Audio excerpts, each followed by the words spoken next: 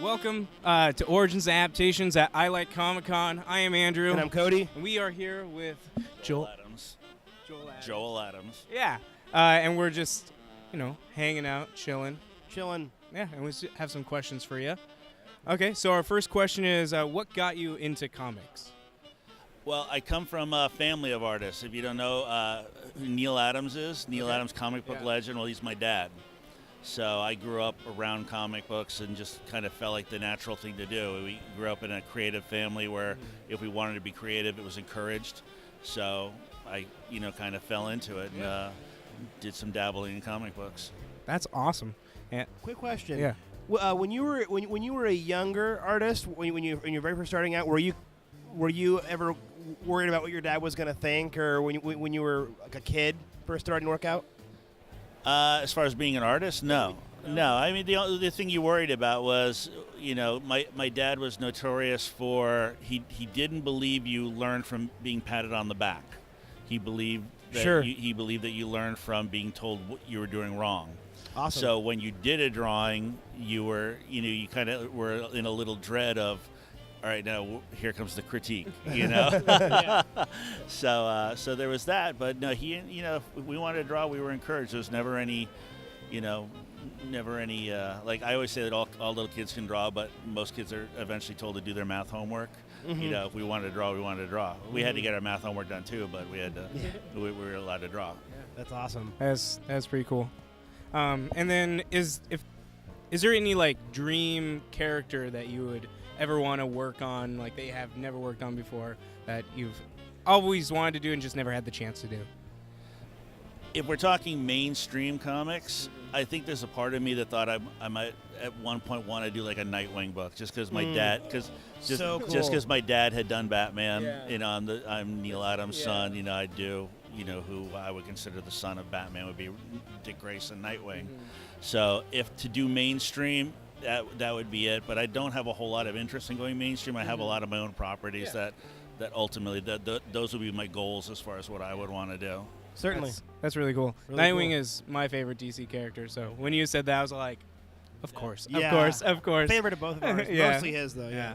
And then, is there any artists who, I mean, your dad is probably an inspiration in art, but any artist that you look to for style-wise that's an inspiration for you? You've been in it for quite a while, so I feel like you might be some inspiration for a lot of others.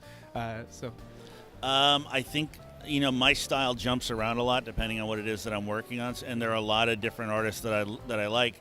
A lot of them are kind of Neil Adams based, like Alan Davis, Mark Texiera, Mike Deodato, Bill Sienkiewicz, Adam Hughes. There's so much great talent out there to go off of. I like illustrators too, Norman Rockwell, Alphonse Mucha.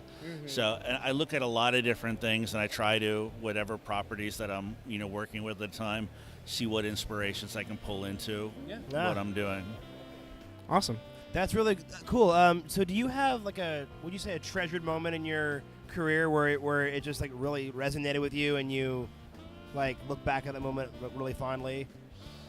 It's interesting. It's more about what happened when I got out of doing things. Like I was the lead character designer for King of the Hill, and I go on the road, showing some King of the Hill stuff with me, and the fan response to King of the Hill, you didn't really understand when you're working on a show. It wasn't until I got out and I was out there meeting fans. I was at a show at San Diego Comic-Con, and this girl walks up to my booth. Not a girl I would expect to see at a Comic-Con. The girl looked like a runway model. It was beautiful.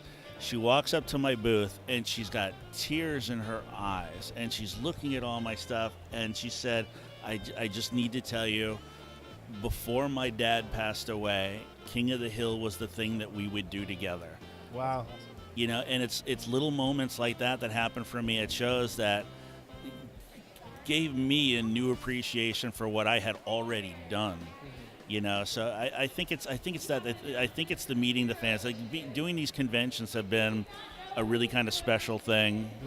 Because I've done comics, I've done animation, I've done all these things, and they all have their great little moments within it. But that was a different kind of appreciation, and that was I really appreciate that. Sure, that's really cool. Yeah, that's really awesome. And then last we just want to ask: is there anything that you want to promote now that you are currently in the works of, or that you're about to venture forth and start doing that you just would like people to know about? Well, I'm doing a lot of conventions, and I hope people come out and see me. Ultimately, I'm kind of hoping this year to get. I have a property that I started a long time ago called Little Creatures of the Night that I'm going to make another big push on. Hopefully this coming year, and that'll be the thing to look for from me. But I'm back to dabbling again. Like I'm going to do some covers for some people. And maybe Little Creatures of the Night could either be a comic book or it might be webisode animation. I'm deciding which direction I want to go in, and I'm doing lots of fun stuff at shows. Yeah. Awesome. Well, I want to thank you for your time. It's been great talking with you. Thanks so much. And learning more about just the creative process and what got you into comics and stuff like that. So Really cool. Thank you. Well, thank Have you a guys. great rest This of your has been day. Joel Adams.